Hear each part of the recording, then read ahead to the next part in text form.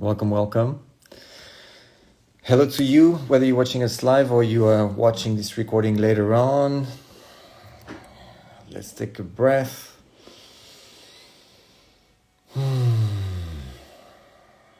And thank you for joining us.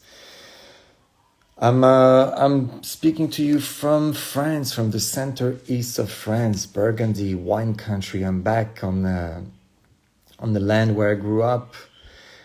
For reasons that I will mention later.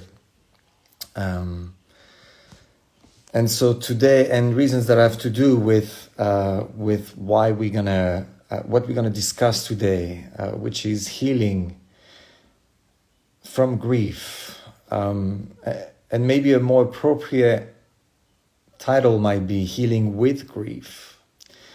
And so before we get into more details, I'm gonna give it a minute so that my colleague Amari Dior from Body Armor Wellness can join us. She's right there. She's connecting. So take a breath, grab some water. We're going to be here for about 20 minutes, 20 to 25 minutes, something like that, to discuss grief. And that's a topic that I know I've been wanting to discuss for a while because I just, because I know a lot of people losing loved ones. It's just a reality. It's something that is absolutely unavoidable. Talk about it. All right, Amari's here. Rina's here. Welcome, welcome. Hello, hello. Good morning from over here. Yes. Good morning to you. How are you doing? I'm good. How are you doing? Doing okay. Yeah. As I was mentioning here, I'm connecting from France. I'm usually in Cairo, Egypt, and I just happen to be in France because my grandmother passed away a few days ago, and so c'est la vie, and so she'll be right front and center for me in this conversation today, and so I'm grateful to you, and I'm grateful here to have an opportunity for us to discuss this, because I know it's a conversation I've been having with quite a few people, even before my grandma passed away. That's a conversation that keeps on coming back because people die. That's going to happen to every single one of us, and every single person around us. And so yeah, let's talk about it. But Big deep shall we breath. take a couple of breaths? Yeah, definitely. And again, I'm so sorry for your loss. Yeah, let's take some deep breath. Thank you. Let's take a couple of nice, slow, deep breaths. As an invitation to me, to you, to all of us watching us, all of you watching us right now, to just come back, to recenter, to find your breath, to connect to your body, to just find a place of honesty with everything I'm experiencing, everything you're experiencing. So where to start? Maybe I'd like to start, if that's okay with you, with the title.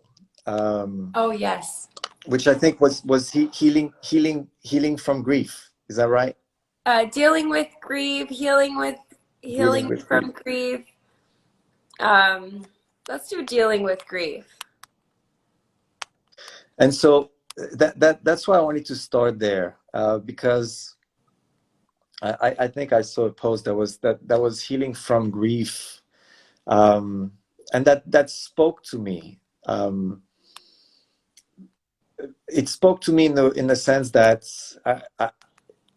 for me and many people, and every single person who's lost somebody, which is most people as we grow older, or not necessarily. Grief is a reality of life, and here I want to understand that there's different ways I want to I want to remind myself there's different ways to engage with grief. And as part of my healing right now, I don't want to get rid of grief. I don't want to heal from grief. I don't want to see grief as an ugly thing that's actually, preventing me from fill the blank. Because if I was to be honest right now, and maybe we'll go back to that in a few moments, there's this I am healing with grief right now. Yes. Grief as I see it, as I'm experiencing it in these past few days, as impactful and heavy, it is heavy. There's also something else. It's not just sadness. It's not just like, oh, it sucks and this and that. And I'm saying that with respect, understanding that some of the people I spoke with, they didn't lose their 97-year-old grandma. My grandmother had a full life, and she was and she is one of the most closest person to me and to my heart, to my life, that'll remain true forever. um and so she had a full life. It was expected. It was still a shock, but it was a kind of a like, it's gonna happen sooner or later. um and that's very different. I want to acknowledge that my experience here is very different from the experience of some of the people I've spoken with, even recently, who lost partners and children, and unexpected losses, which is a whole different thing and conversation. And so I don't want to go there. I want to stick, if that's okay, really, to my personal experience in the past 10 days, um, of something happening that really created so much perspective, right, on life. It's like routine, going on with life as usual, and then Yeah. everything stops, right? It's hey, all right, let's just stop everything, gather together, Yeah. right? Deal with whatever we have to deal with, and just really understand that this is, and I speak for myself, being here in France with my family was the most important thing, right? I could do. Hmm. And that's not a statement or judgment. I understand that not everybody wants to do that, feel the need to do that, or somehow has the ability, emotional, financial, and so on and so forth. It's, I'm blessed to be able to say, okay, I'm just going to stop and get a bunch of flight tickets, and the whole family goes, is flying there, and will be here, and will be fully here, and I'll just clear my schedule and be fully present. I feel very privileged to do that. Um, but it's really that felt like this. It felt like Yeah. everything, suddenly everything becomes secondary. Am Yeah. I making sense here? Yeah, you make total sense. Yeah, even from my experience with uh, losing my grandmother and losing other loved ones, it's grief is just such a weird thing to me, and not it just stops life and the cycles that we go through, um, and it forces that reset. So I'm excited to talk about this in a sense where just to get some clarity for a lot of people, and also just to talk about it and go through what grief is. And I specifically said dealing with grief because I don't think that you heal, like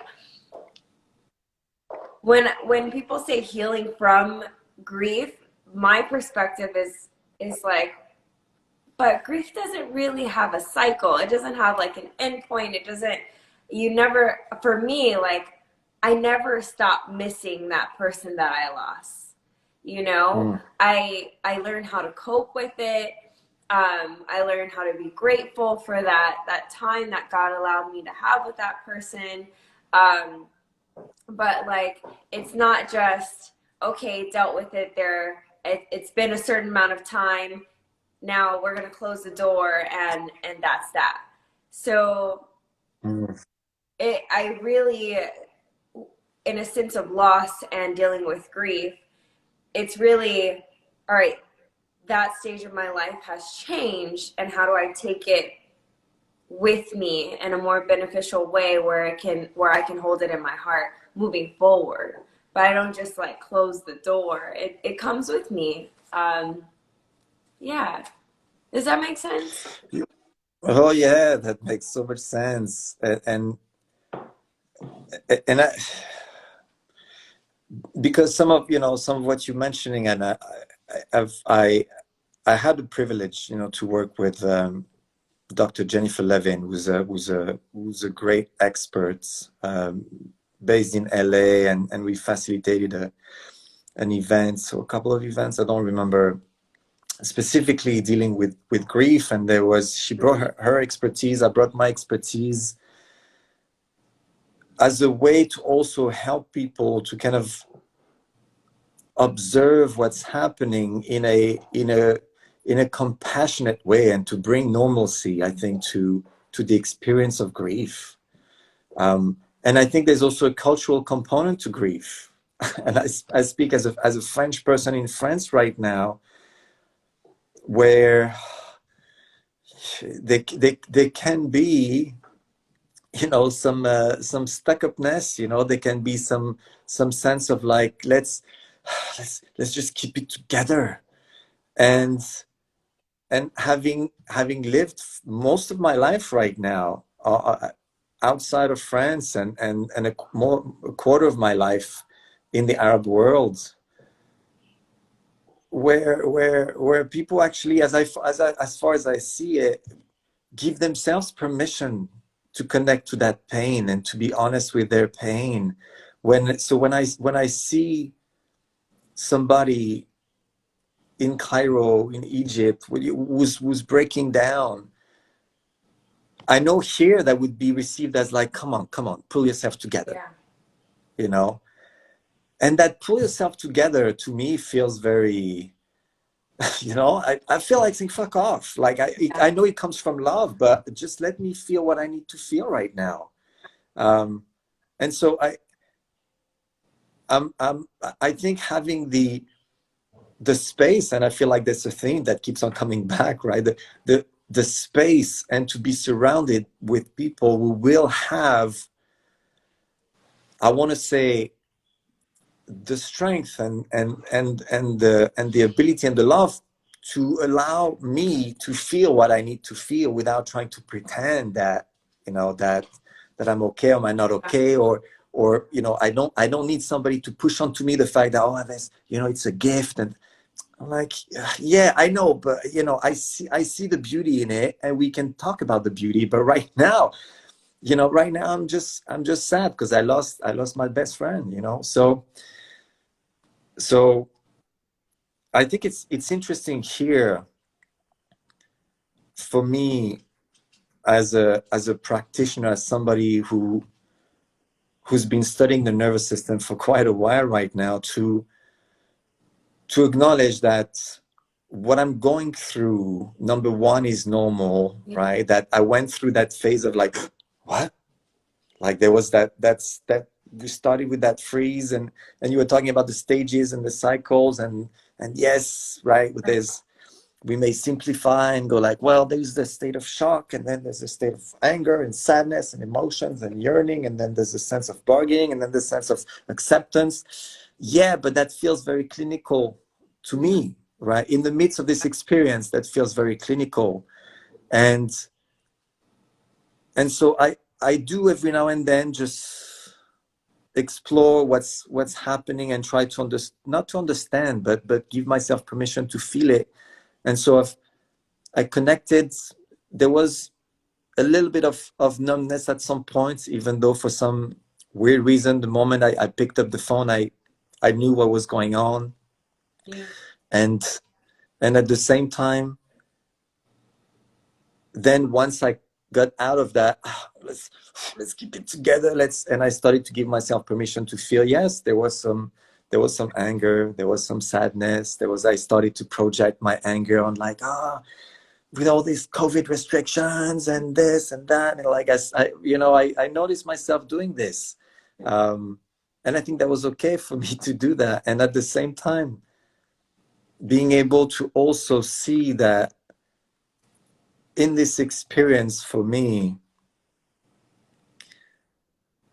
there's it's almost like an awakening of some sorts, and I think, I'm saying that with a lot of respect and acknowledging the pain, but reminding myself that it is growing pains. It is like us. That's how we grow. That's how I personally, in this moment of my life, as I stepped into my role of saying I need to be here, and in my family, I wanted to be the one to speak. I wanted to be the one to carry her. It was important to me, and it just happened, thankfully, that, not thankfully, but thankfully I was able to do this, because nobody in my family at that moment, was able to. And so I had the honor and the privilege to carry this task, and to carry the ashes, and so on and so forth. And in that moment, there's also a moment of growth and awakening, of like, okay, so in that moment of cosmic pause, and like, we stop everything stops right now, and it's right here, right now, facing that unavoidable reality that is waiting for you, that is waiting for me, that's waiting for all of us. Right. What do I do in between now and then? Right. There's that big picture, and there's also, for me, there was also just so much love that came from that, right? And that is not something like, there people, we showed up that I hadn't seen in years. Yeah. Right. And these people were like, well, no, we want to be here, right? We want to be here, and we're here. And that to me, there was so much love, so much clarity in terms of priorities, relationships. I mean, and we've talked about post-traumatic growth. Yeah. And I don't know if, this loss, to a certain extent, maybe a little bit, I don't know if I would describe, this loss for me as traumatic. It's maybe to a certain extent, but it's more of a jolt. It's more of like, whoa, right? Let's remember here that that there are things that are really important that need to be done for me, before it's my turn. I see.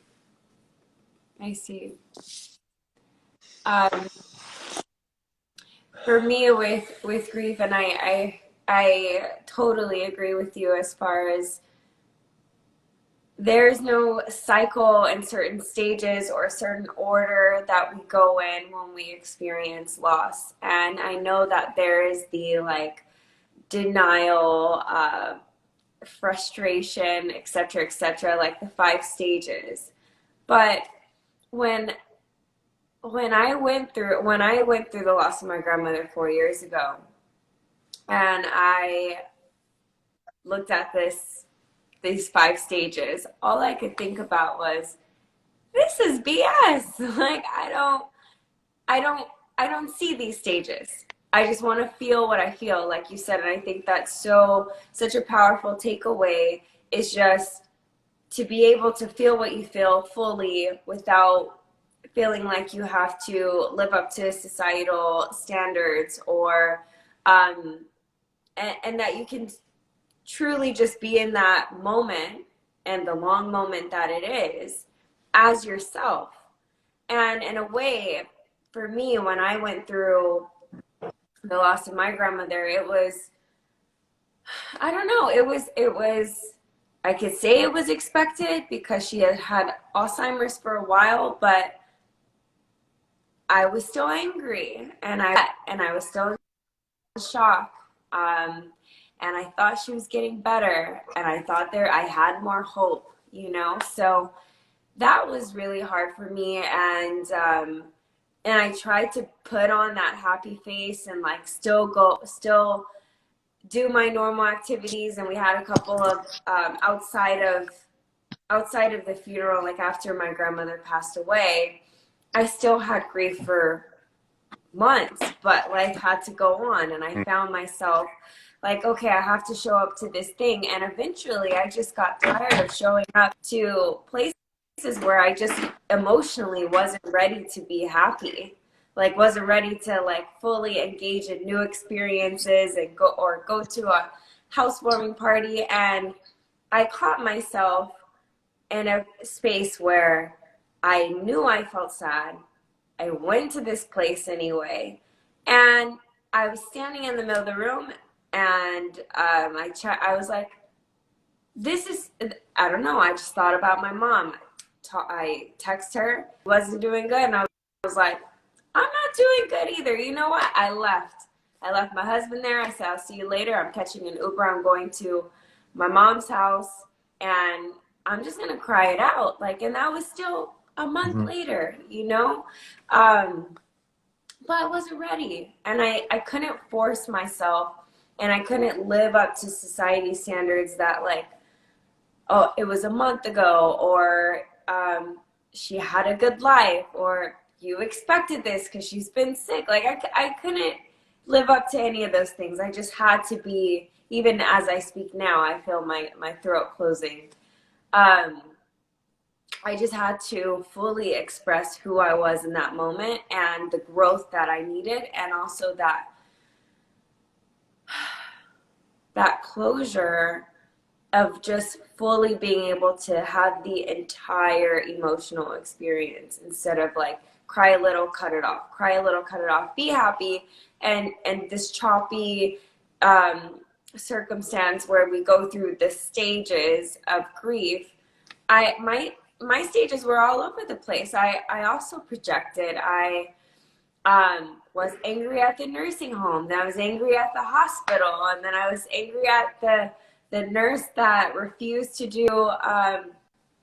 resuscitate her, and then stop me from doing CPR on her. I was so angry. Um, yeah, grief is just such a thing where I feel like it's a personal experience, and if you're lucky and blessed enough to be with family and to be supported while you're going through those stages, or just the rainbow effect, what it has on you, and be able to also support your other loved ones around you, and you can just be there together and all your different emotions. That is a beautiful thing. Um, and it did allow me, especially like you said, to reset and find this importance in life. Like, although I don't see these family members often, they showed up for me. Mm-hmm. When I couldn't take phone calls, or when I didn't know how to write the obituary, or when I was up there saying my speech and words got caught off and I was crying, like they helped me get through it. So yeah, it's a process, isn't it? It is, and here again, as I'm just reminded as I see the name of the people who join here, how lucky I am to be surrounded by loving family. And I want to say that, and I want to wish that, for everybody, and family can be, blood Yeah, and other, because I've had family who didn't show up, and I've had people who were not family, and yet they showed up. And so yeah, here, I think for me, the takeaway as we wrap up this conversation for today is the gift of being able to feel, what I need to feel, to not have to pretend. Um, and at the same time, if when it becomes a little too much and too attached, because I found myself at some point, I was like, oh, well, I can't do this because my grandmother just passed away. And I was like, no, I'm just using my grandmother right now as an excuse because I don't want to do this. And so these are two different things, right? With and here I want to have both compassion to myself, but also honor my grandmother and not start using her as an excuse, Yeah. right, to avoid things that I would need to do. So there's this, and in closing, for me, it's really the what I've mentioned, what I've mentioned a couple of times, what I've actually mentioned during the obituary as I was speaking in the church, that is this conversation from my with a friend of mine who's an astrophysicist and specialized in quantum physics, and one day she mentioned very matter of fact, she was like, like, in terms of energy, and we're energy, nothing is lost, everything is transformed. And the day she mentioned that, that stayed with me, and that stayed with me. And I know I've been saying that to some of the people who've lost loved ones recently, and I know I've mentioned that to my loved ones, to my family, and I'm reminding myself of that nothing is lost, everything is transformed.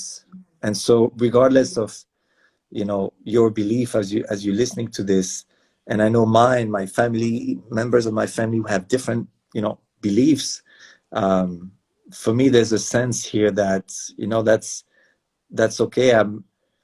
My grandma is still my best friend. We're just connecting differently right now, and so that feels that warms my heart, to know that it's up to me right now to also maintain that connection and that love and her memory.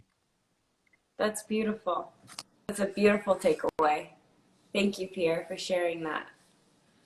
Thank you. All right. On this note, Yeah. thank you so much, Amari, for being here today. Thank you, everybody, for joining, for listening. We hope you're doing well. Remember that we're in conversation with Amari every Tuesday, usually around 8 a.m. Pacific, but there's some change in time and stuff. So sometimes it's not 8 a.m. It might be a little earlier, it might be later. But you can always find the replays on the YouTube channel of the Healing Studio Online, or on IG. Amari, you'd like to mention where people can find more about you? Yeah, sure. So you can find me, Amari, at Body and More Wellness, Chronic Pain Relief Coach. And I will be dropping a group program very, very soon. So look out for that. Yeah, thank you so much, Pierre, for having me. Thank you. Thank you, everybody. Be well.